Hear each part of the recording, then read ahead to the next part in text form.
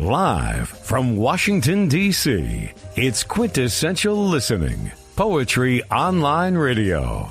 QLPOR, as it's widely known, features a bevy of poets, spoken word artists, and live poetry readings with best-selling authors.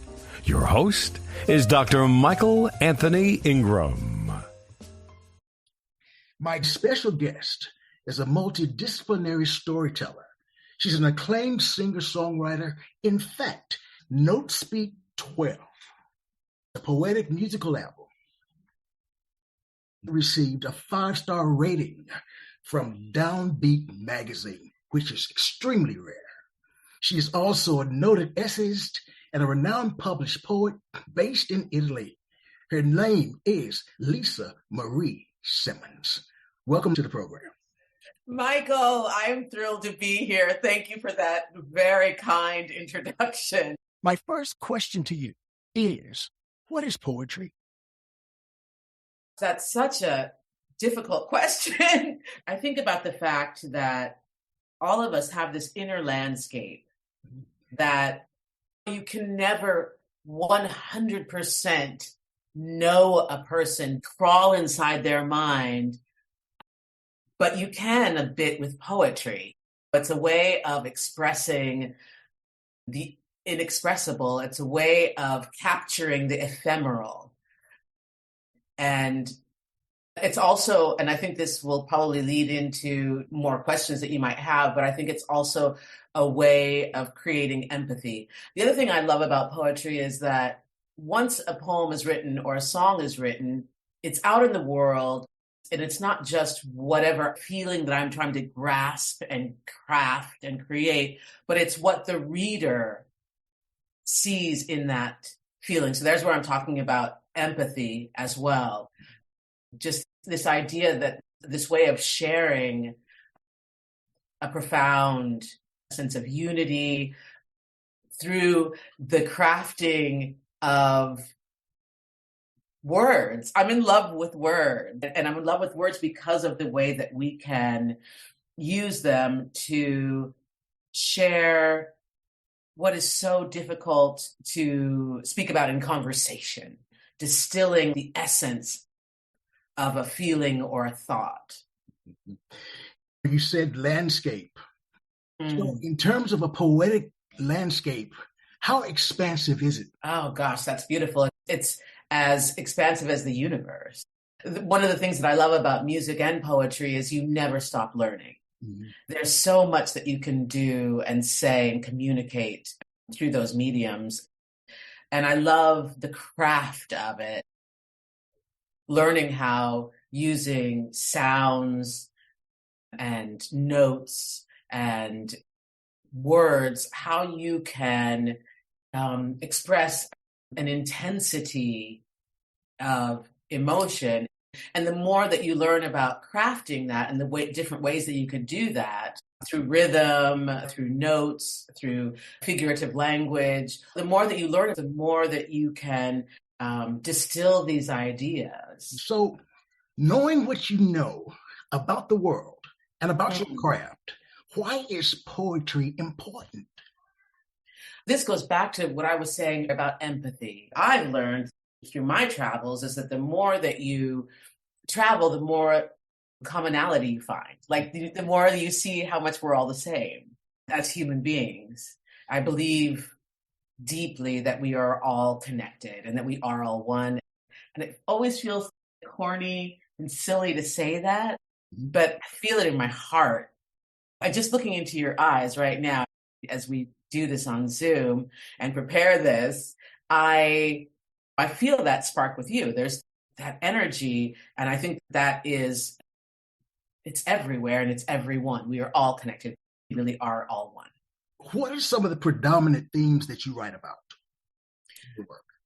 That's a great question, and it does vary because of the fact that I am a multidisciplinary writer.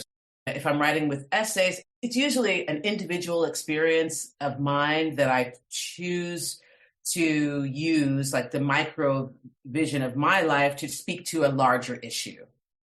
I write a lot about transracial adoption because that's something that I experienced. I was adopted by a white woman and her Black husband. And so that journey and what that was like is a big focus on my essays and on a book that I'm working on right now. But this particular album, which we're talking about today, is called NoteSpeak 12. And when we began working on it, I told my partner, my writing partner, who helped with the music, Marco Cremeschini. He's a composer, pianist. And I said, musically, I want to talk about unity. I want to talk about that spark that we all share. So that's the basis of this album.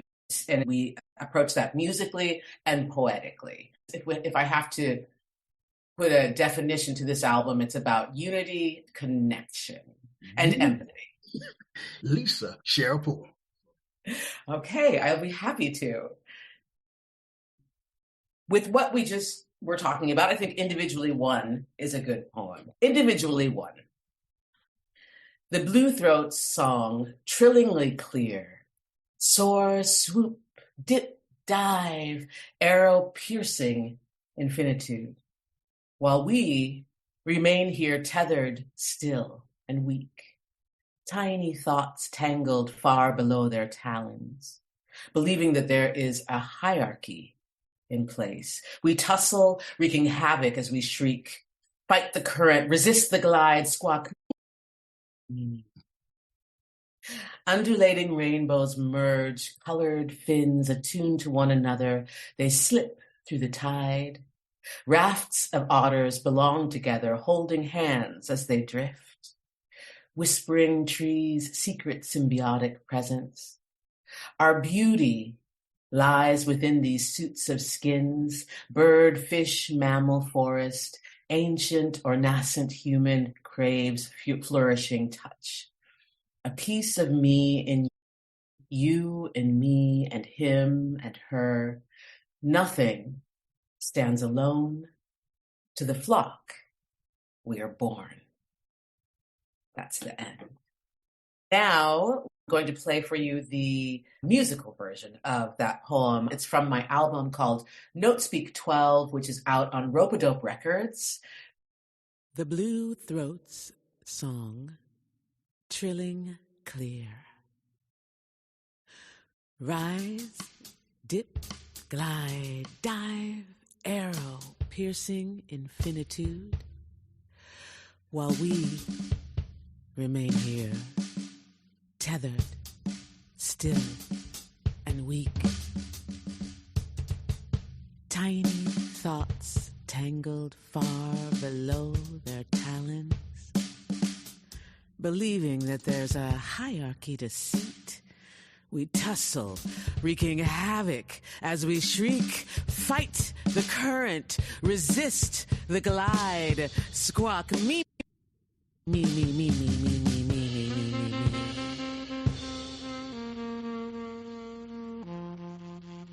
Undulating rainbows merge colored fins attuned to one another. They slip through the tide. Rafts of otters belong together, holding hands as they drift. Whispering trees, secret, symbiotic presence. Our beauty lies within these suits of skins. Bird, fish, mammal, forest, ancient or nascent human craves flourishing touch. Nothing stands alone.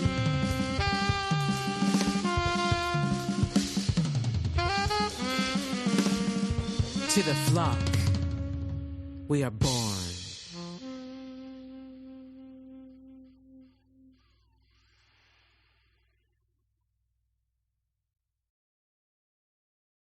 I'd like to go back in your past, if we may. Please. What was an early experience where you learned that poetic language had power? I love that question. Alice Walker and Maya Angelou. As I said, I was adopted. My whole story is so long, but let's say the second adoption, I was rehomed at the age of 8 by a white woman and a Black man in Boulder, Colorado in the 70s. And in Boulder, Colorado at the time was 2% ethnic, which means all ethnicities other than white, Protestant, that was like the basis of the town. And I did wonder about what my Blackness meant. And then Roots came out, and I watched that on television and started to get a sense of, and this is when I'm just a little girl, of what being Black in America meant. But I didn't have anybody that I could really talk to and that really gave me any kind of sense of my identity as far as being a Black girl. And then when I found the books of Maya Angelou and of Alice Walker in particular, those were two of the first books that I remember buying, and the beauty of the language, that, and also Billie Holiday,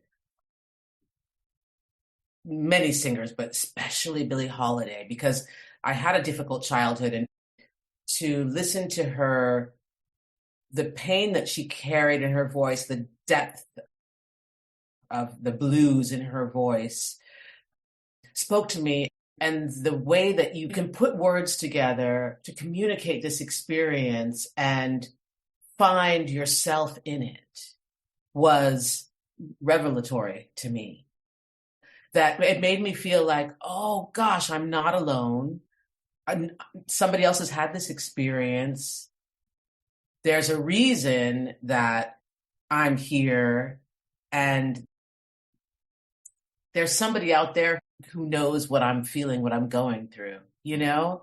That, again, we're back to connection. Words, both literature and song, were an integral part of why I was able to survive a really traumatic beginning in my life, because I was able to see that I wasn't the only one who was suffering.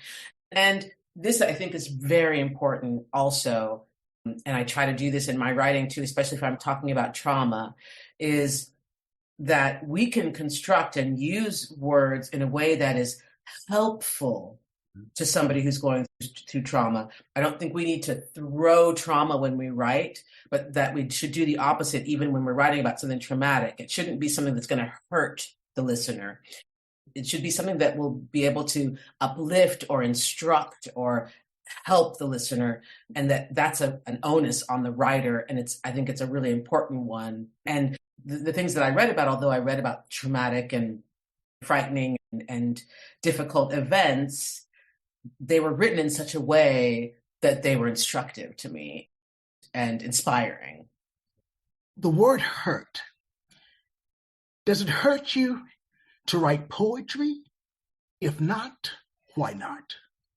Oh God, you're so good. I told you when we started this, I just love you. I love your questions.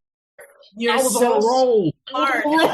They're not questions that everybody asks. You ask really unusual questions, and I love that. Okay.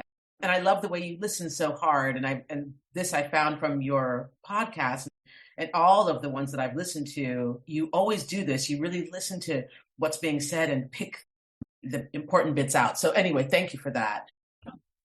Hurt.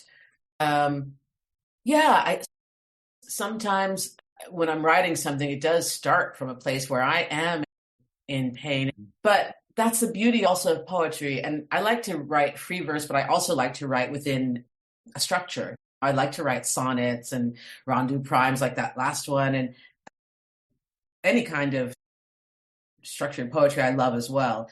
And the reason that I love something that's structured is because it does allow you to sort of take a step back and be able to look at that pain from an outside point of view as you construct the poem. And then again, I've been doing this for such a long time that I'm very aware of the audience. I think so often of myself as a little girl in pain and being soothed and comforted by, like I said, Billie Holiday's voice and so many others.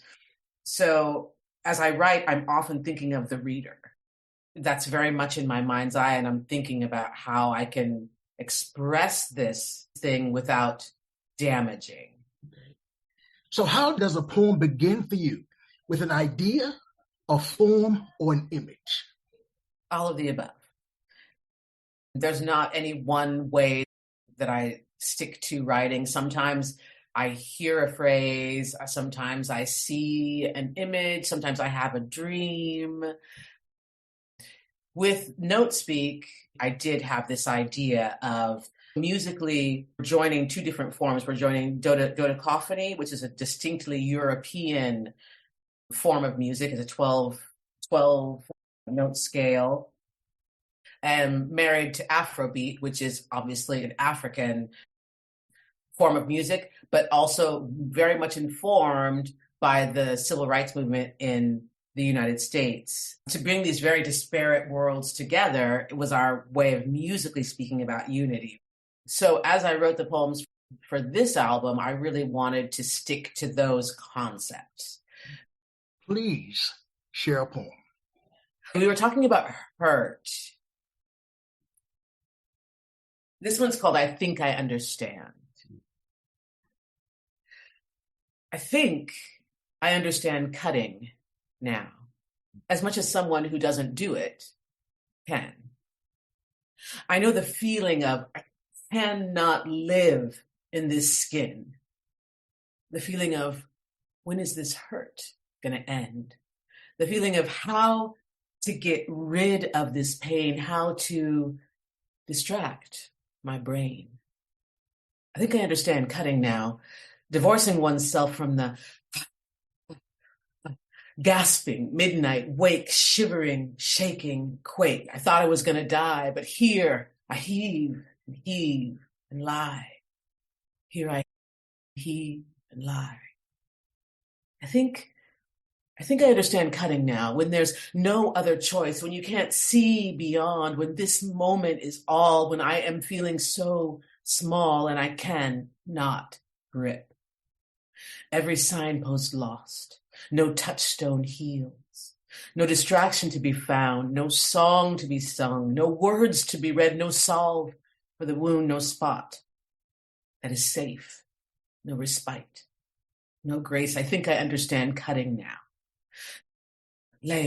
Layers thick, all my lives heaped like bricks, covering my inadequacies, covering insecurity, walling up the interior, covering what's past and done and gone, safe from probing exteriors, buried deep, so deep I cannot reach down so deep, only revealed on the cusp of sleep, when defenses are released, when I'm almost at peace. Then the jerk, the pulling up, the breathless inhale as I flail, and there it is.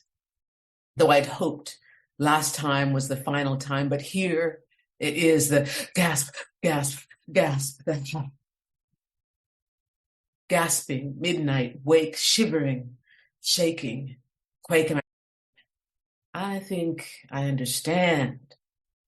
Cut it now. End of poem.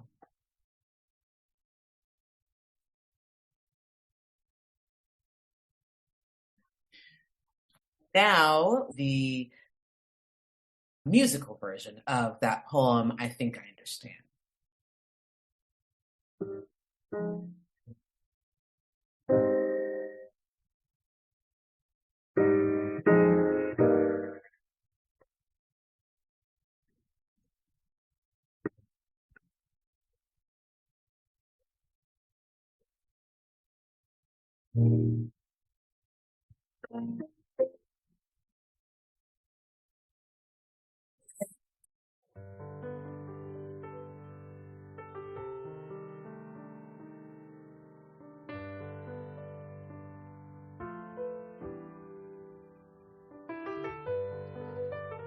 Light, spark, scintilla, flame, blazing, contained within each part of the whole, Filaments bind, twine like audio cables, loving each other, all entangled.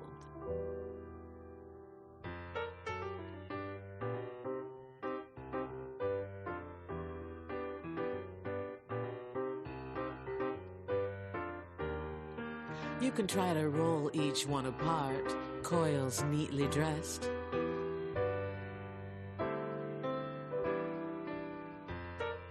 Jack, cable, Canon, USB, MIDI, Thunderbolt, everyone that we need to make our music clear and clean.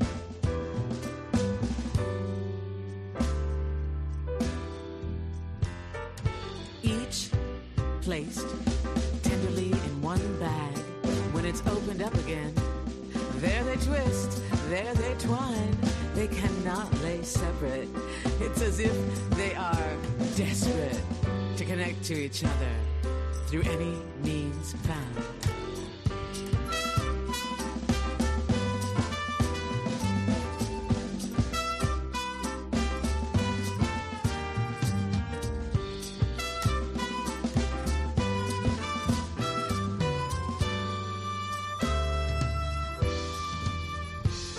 When my back is turned, they twirl around, they dance, they drink like they know I'm gone. Everywhere your eye falls, branches, tree trunks, mountain ranges, stratiform, muscle, sinew, bone, all separately linked, coiled together to form the whole. Piles of yarn left to their own devices will also throw a riotous party with pink and orange and green colliding despite our best intentions, despite our careful rolling up. Open that bag and there they drunkenly lie untucked.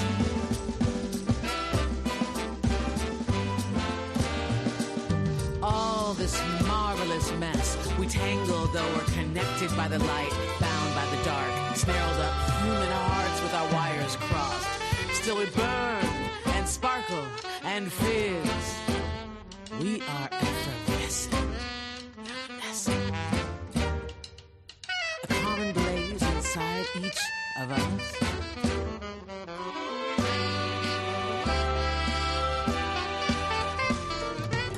All this marvelous mess, we tangle though we're connected by the light and bound by the dark, snarled up human hearts with our wires crossed. Still we burn and sparkle and fizz.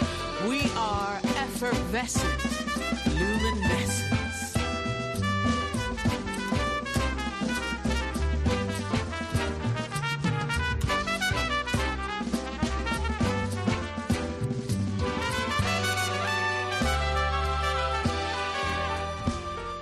Connected by the light and bound by our dark, the shadows and flames woven.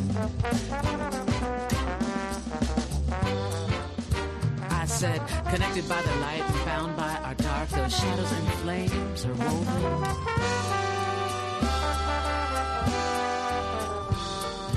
Connected by the light and bound by our dark, those shadows and flames are woven.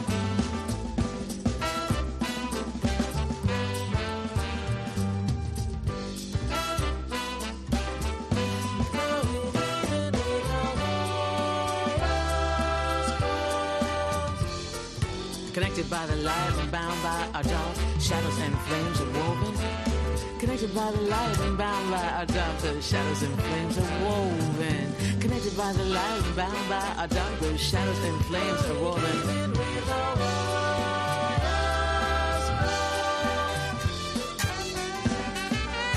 Talking over you. Talking over me. Talking over you. Talking over me. Connected by the light and bound by our dark, those shadows and flames are woven. Connected by the light and bound by our dark, the shadows and flames are woven.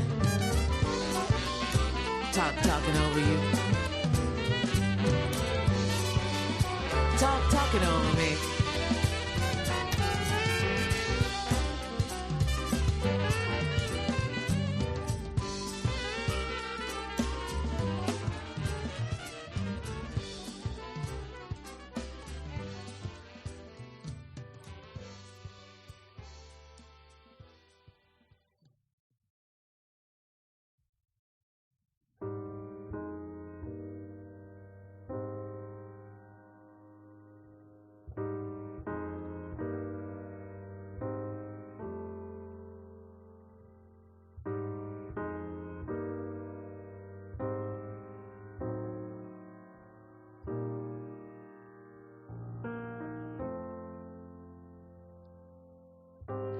I think I understand cutting now as much as someone who doesn't do it can.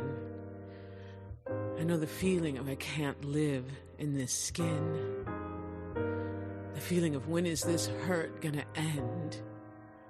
The feeling of how to get rid of this pain, how to distract my brain.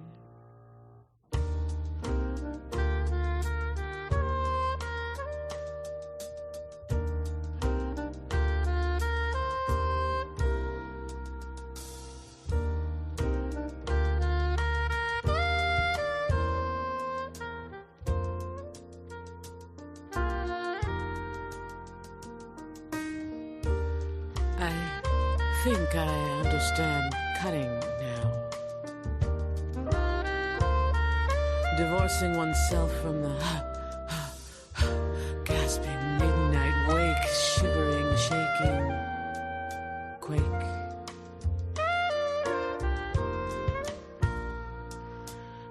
I thought I was gonna die, but here I heave and heave and lie. Here I heave, and lie. I think I understand cutting now, when there's no other choice, when you can't see beyond, when this moment is all, when I'm feeling so small, and I cannot grip.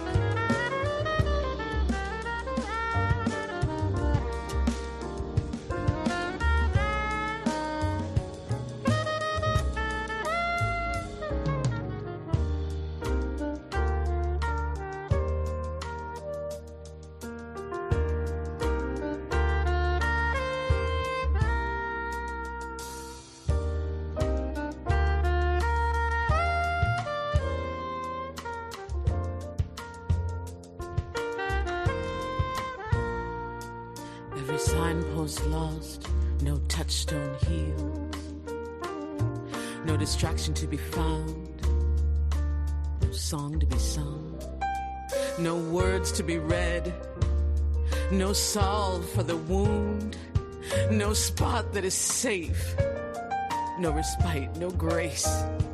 I think I understand cutting now.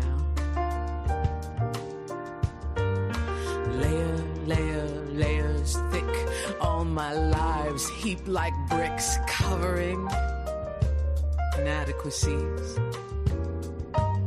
covering insecurity, walling up the interior, covering what's past and done and gone, safe from probing exteriors, buried deep, so deep I cannot reach down, so deep, only revealed on the cusp of sleep. When defenses are released, when I'm almost at peace, then the jerk, pulling up, the breathless inhale as I flail and I flail, and there it is, though I'd hoped last time was the final time. But here it is. The gasp, the gasping midnight wake, shivering, shaking, quake. And I think I understand cutting now.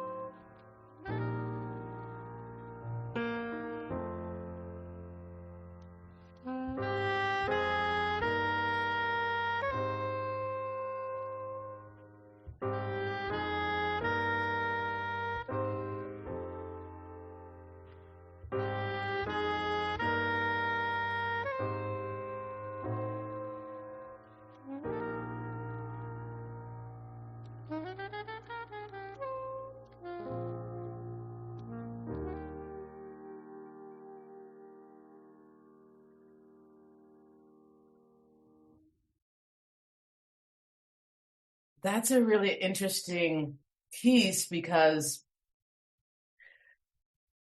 I was almost afraid to put it on the album, to be perfectly frank, because it's such a heavy subject matter, and I didn't want to co-opt the experience either of something that I do not do. But I approached it from my own experience of getting to that point where I had some things happen in my life that led to panic attacks. I remember putting rubber bands around my wrists and snapping them because just that pain was the only thing that could take me out of the moment. I really couldn't read, I couldn't write, I couldn't do anything. I'm a sunny person most frequently. So prior to that experience, I really couldn't understand the idea of suicide or of cutting.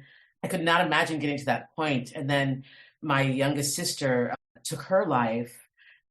Then, like I said, some other things of my own life, going through menopause and just the changes of life where I suddenly got it. I suddenly was like, oh, okay. I understand how someone can come to this point.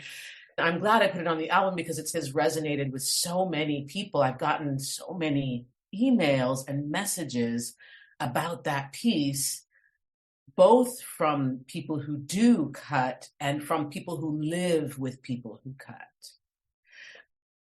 I'm very glad that I put it out there. And again, I was trying to write about this deep pain and this deep hurt without inflicting hurt.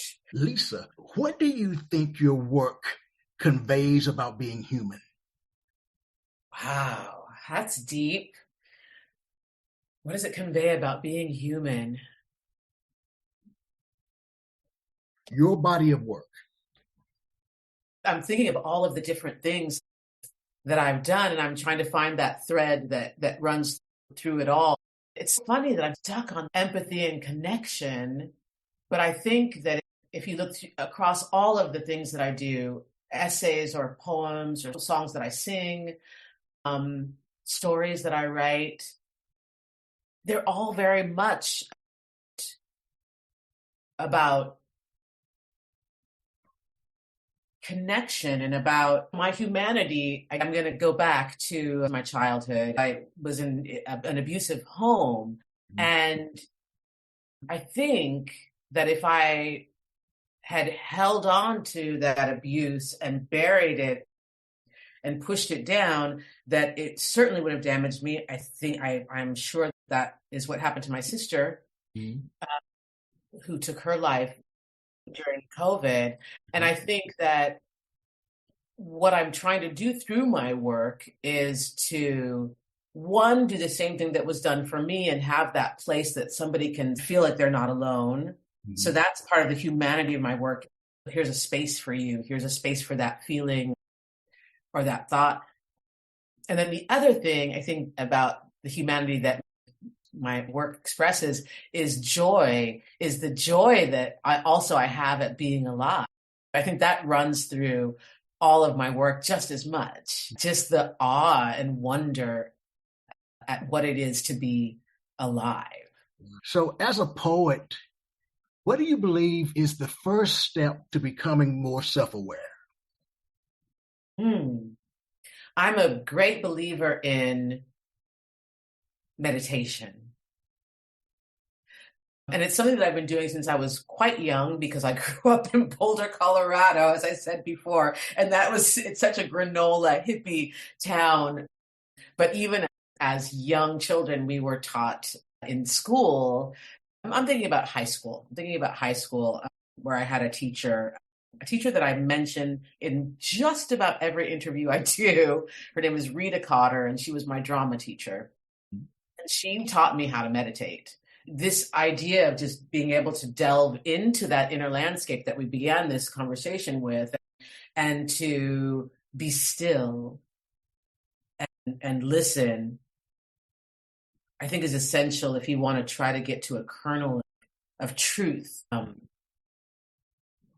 Being able to have that capacity, I think, is really important. So I guess finding a way to be still and hear yourself, I think, or hear your inner self is essential for a poet. Lisa, please share another piece. We were talking about meditation and finding a way to get at a kernel of truth that you then want to share. And this piece is called I Got a Hunch. Clear-eyed child, milky-eyed elder, they see everything more clearly. Baby girl knows from where she came. They feel it more clearly. Baby girl knows from where she came. Grandfather knows where he will go. They sigh. It's okay. It's all okay. Intuition, seeing the invisible. It's the bells peeling away skepticism, gut trusting reverberation, echoing endlessly.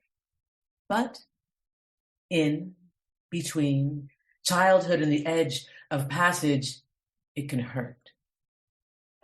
Embodied knowledge lost to the struggle embedded inside our bodies. It can hurt. Eye of your mind, therein there lies solution upon solution. Eye of your mind, therein they lie subconsciously they are creating. Grasping moments of mercy, temporary rest in this temporary place where nothing is built to last.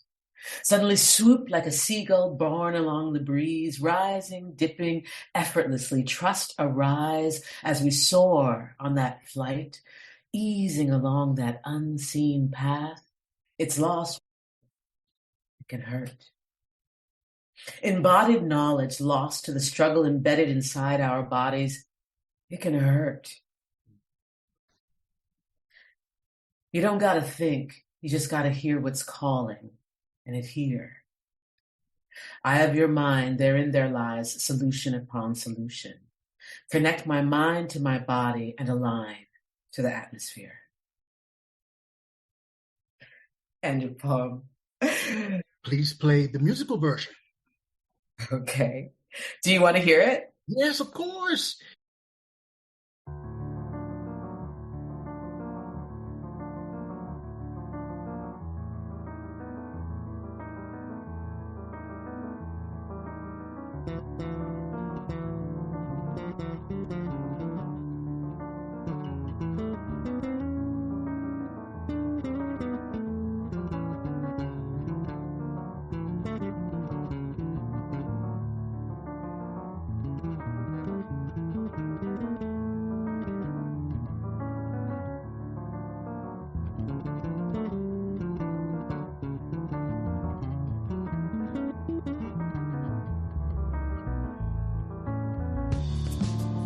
Clear-eyed child, milky-eyed elder, they feel it more clearly.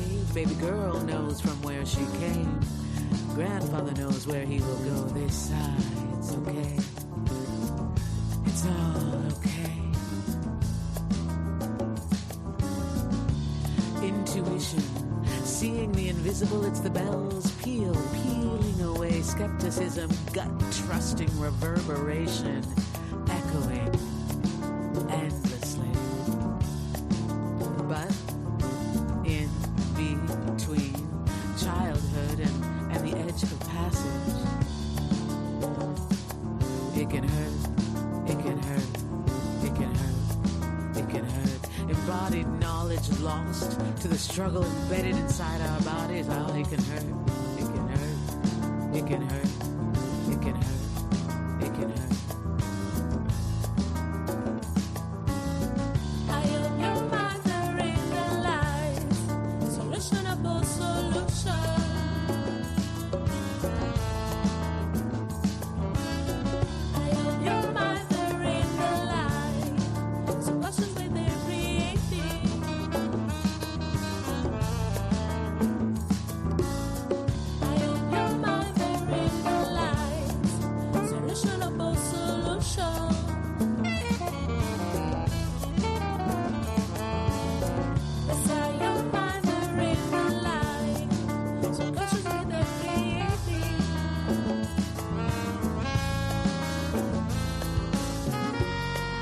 Grasping moments of mercy, temporary rest in this temporary place where nothing is built to last. Suddenly swoop like a seagull, borne along the breeze, rising, dipping, effortlessly. Trust arise as we soar on that flight, easing along the unseen path that's lost. Well, it can hurt.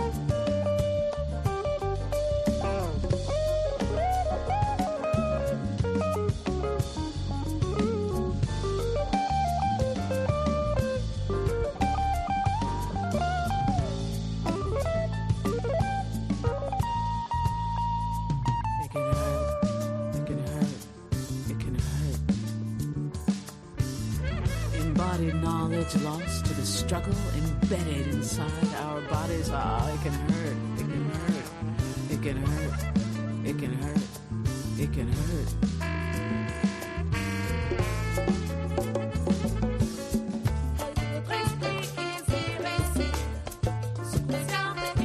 We all had it. We all got it. We all gonna get it.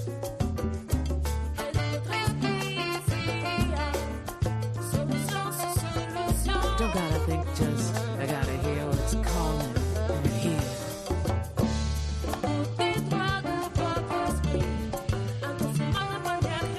Connect my mind to my body, gonna align to the atmosphere.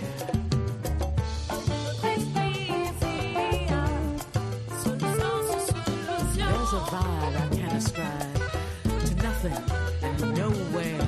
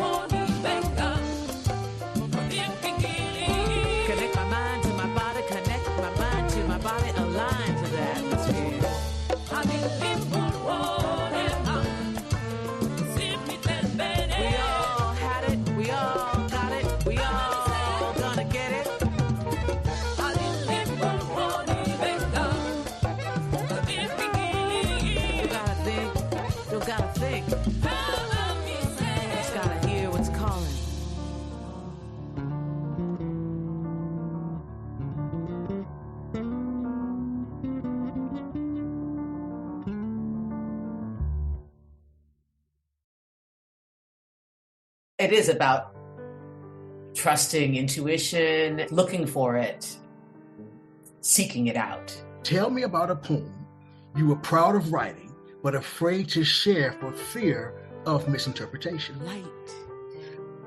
I don't know if you've read that piece that I wrote for Huffington Post. It was about my adoptive grandfather who was KKK member. Yeah, I know, it's crazy. It's ridiculous. But Filaments bind, twine, like the point of that piece, loving each other, all entangled, was not, oh my gosh, what a horrible life. It was not to malign that gentleman either. It was using that experience to talk to a larger issue, and that is racism in Boulder, Colorado. You can try to and the fact that it purports to be this town that's progressive, and especially in the 1970s, but even today, without acknowledging the deeply racist history that is at the root of that place. So that's what I was addressing in that essay. But of course, a lot of people came at me and said, how dare you speak so horribly about your grandfather? I didn't. If you read the piece, I didn't. I'm talking about history. When it's opened up again, but I didn't really know him. I had just been adopted. I was there just a couple of years. But in the time that I knew him, I did not know this fact about him. I didn't know that he was a racist. He was kind and loving to me, and I actually felt safe, like really safe in his presence. So that paradox is just so interesting to me. And again, like you said, it can be open to misinterpretation. You embraced white supremacy. There's a lot of ways that you can look at the way that I wrote that piece. And that's for everybody to interpret their own way. If I've done my job properly, for a big piece like that, for an essay like that, it will resonate with whom it needs to resonate in the proper way. And then shorter pieces, poems or songs, I think are so open to interpretation, and it's not my job to limit what you might think of it. If that speaks to you and speaks to you in a different way than I intended a poem, that's okay. You can interpret it the way you want.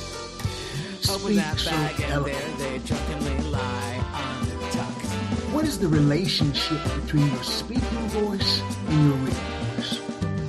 So, with my speaking voice, I am a little bit insecure because I spend so much time crafting. When I write, I'm a big researcher. Whether I'm doing a free verse or a structured poem, I spend so much time over every single word until I can be happy with it. And sometimes that takes months. So when I'm speaking off the cuff like this, I'm certainly a lot less secure. I'm always reaching for, human hearts with our wires. How can I say it? Still I just burn and sparkle and fizz. To express we are effervescent. The purity of whatever thought or whatever conversation that we're having or that I'm trying to put on paper. I'm always reaching for the pure essence, whether I'm speaking or writing. I don't always achieve it when I'm speaking. I tend to ramble, as I have done with you today. I tend not to be as succinct and concrete as I would like to be.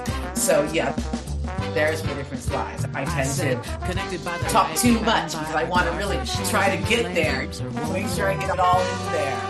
Whereas with my writing, I really refine it as much as possible, whatever type of writing.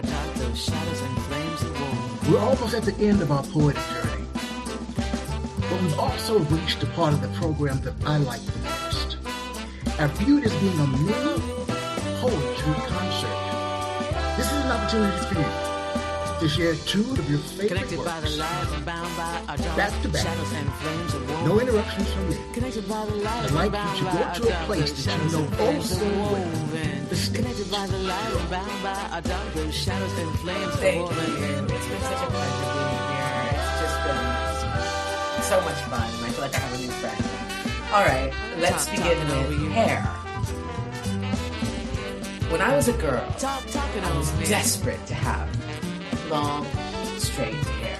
Talking There are over pictures you. of me dancing with myself and I around the yard with strings of yarn pulled through my short, kinky hair, pretending to be a princess, or a face from a magazine, a teacher, a newscaster, an actress. Wonder Woman with my wonderful protective bullet-deflecting bracelets, whoosh, and my wonderful protective flip, long, straight hair.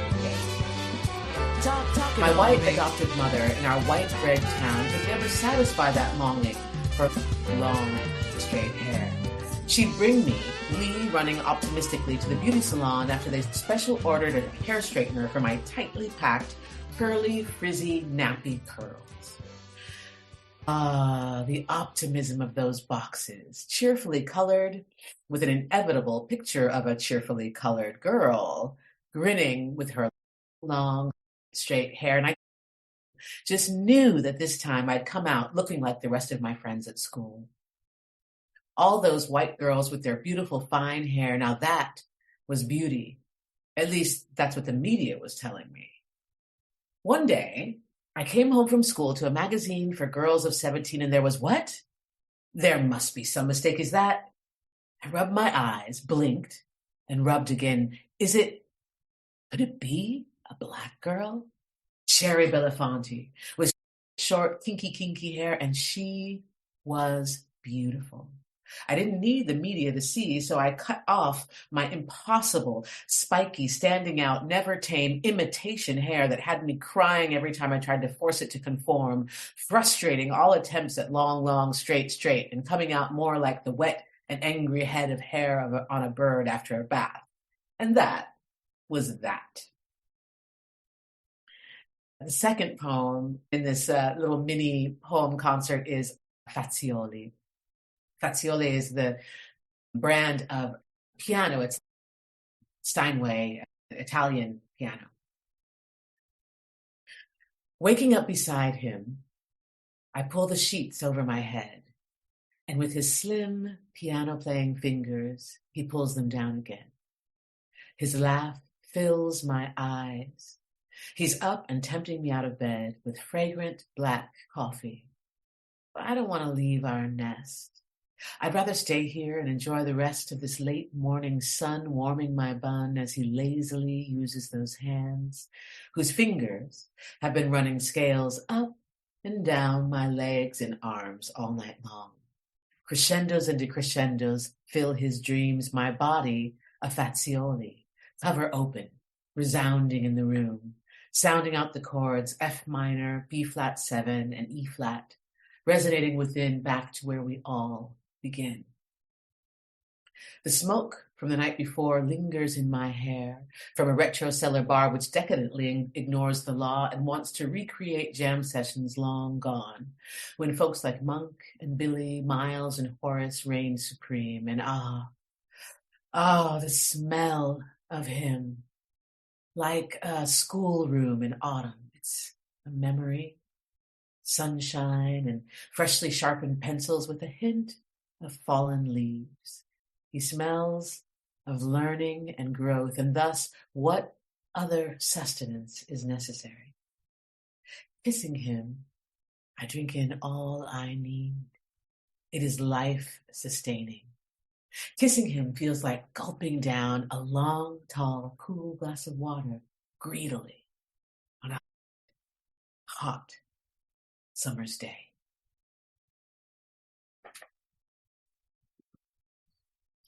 Lisa, you epitomize a multidisciplinary artist. And we only have an opportunity today to focus on your achievement in writing.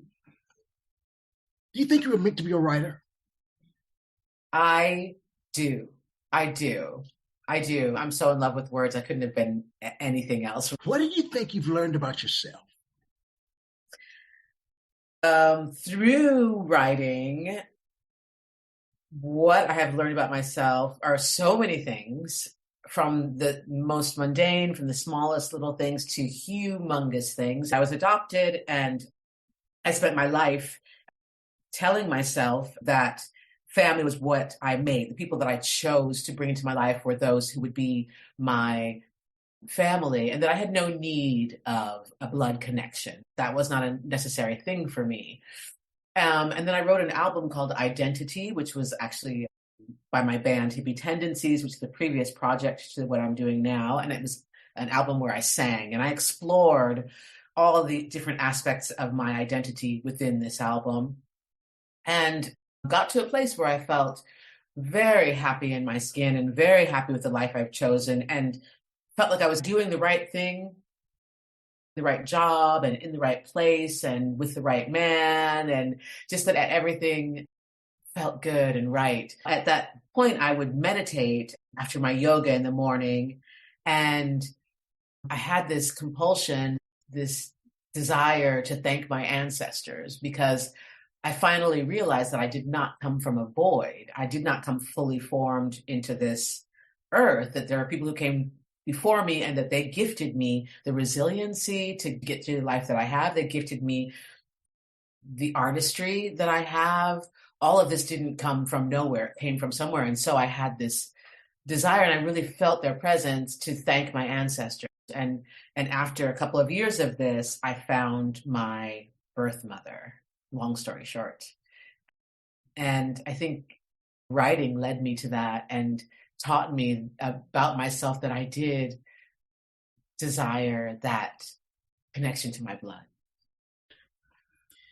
Wow.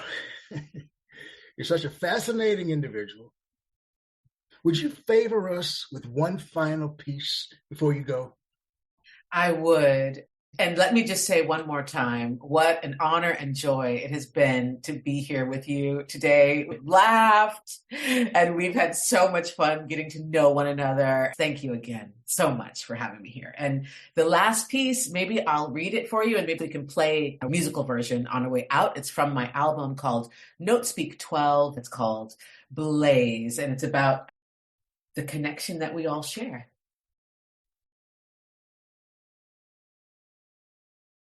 Light, spark, scintilla, flame, blazing contained within each part of the whole, filaments bind, twined like audio cables, loving each other, all entangled.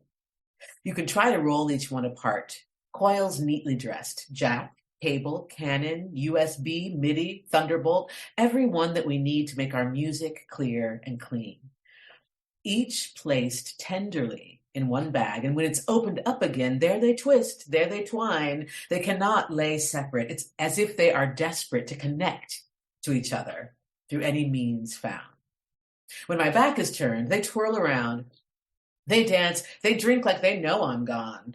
Everywhere your eye falls, branches, tree trunks, mountain ranges, stratiformed, muscle, sinew, bone, all separately linked, coiled together to form a whole.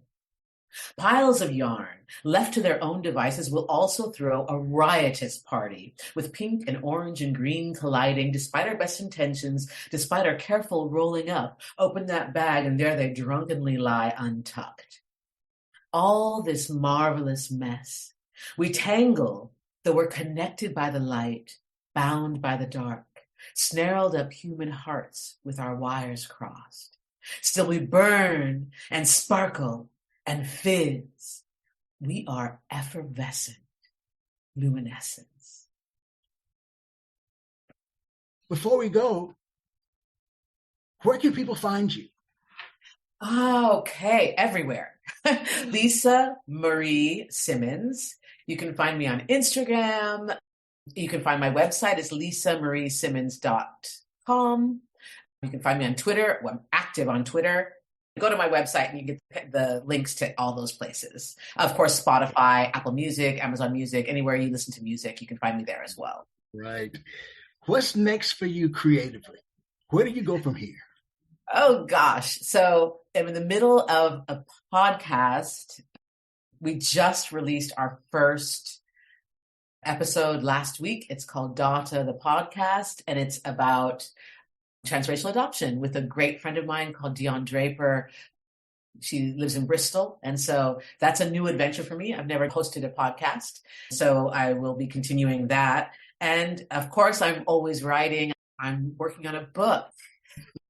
It's a fictionalized memoir. It's going to take me years and years, but I'm enjoying the process and I'm in the middle of that. And then, of course, more albums, more music, more poetry. Blaze, the musical version.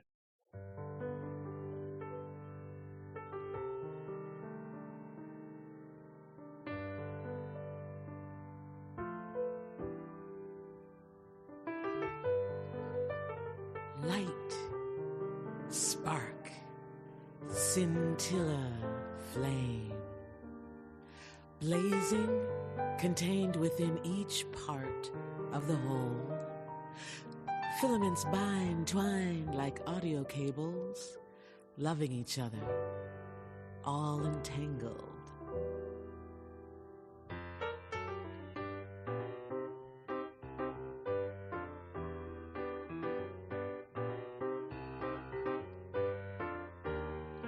You can try to roll each one apart, coils neatly dressed.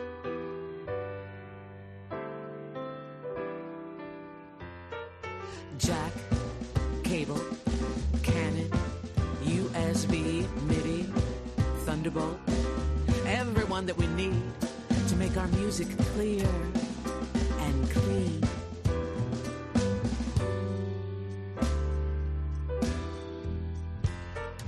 Each placed tenderly in one bag.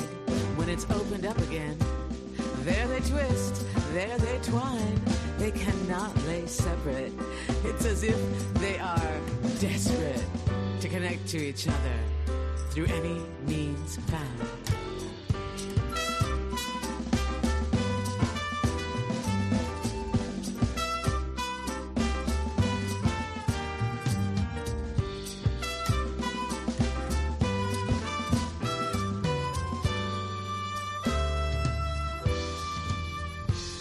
When my back is turned, they twirl around, they dance, they drink like they know I'm gone. Everywhere your eye falls, branches, tree trunks, mountain ranges, stratiform, muscle, sinew, bone, all separately linked, coiled together to form the whole. Piles of yarn left to their own devices will also throw a riotous party with pink and orange and green colliding despite our best intentions, despite our careful rolling up. Open that bag and there they drunkenly lie untucked.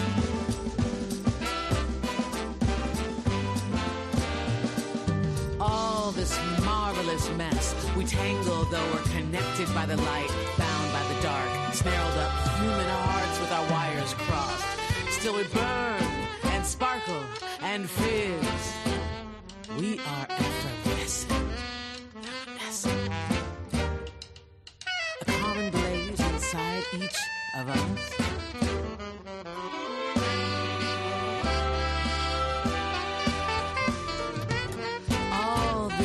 Marvelous mess, we tangle though we're connected by the light and bound by the dark, snarled up human hearts with our wires crossed. Still we burn and sparkle and fizz. We are effervescent, luminescence.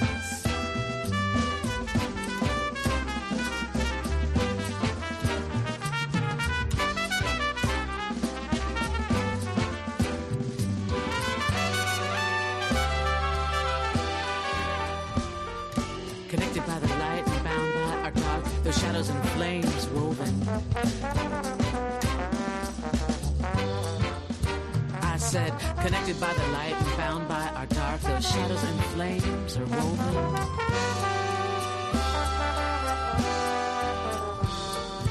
Connected by the light and bound by our dark, those shadows and flames are woven.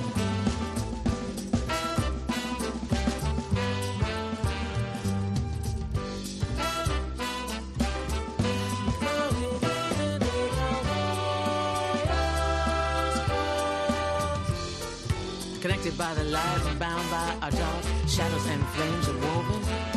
Connected by the light and bound by our dark, those shadows and flames are woven. Connected by the light and bound by our dark, those shadows and flames are woven.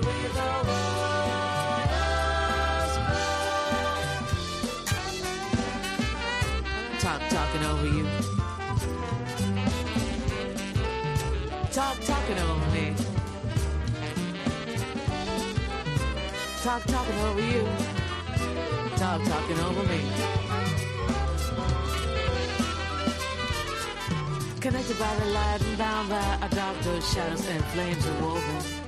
Connected by the light and bound by a dark, the shadows and flames are woven. Talking over you. Talking over me.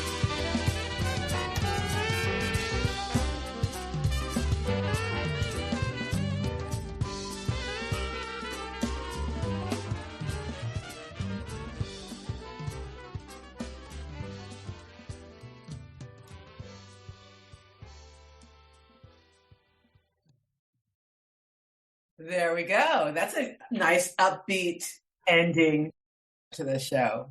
I want to thank you so much for sharing your talent. You're phenomenal. The album is NoteSpeak 12. Buy it today. To the listeners, as I share with you every time we're together, let poetry ring somewhere throughout the land. Take care. Quintessential Listening, Poetry Online Radio, is available on iTunes, Spotify, SoundCloud, and Stitcher. You can also check out the website at QLPOR.com.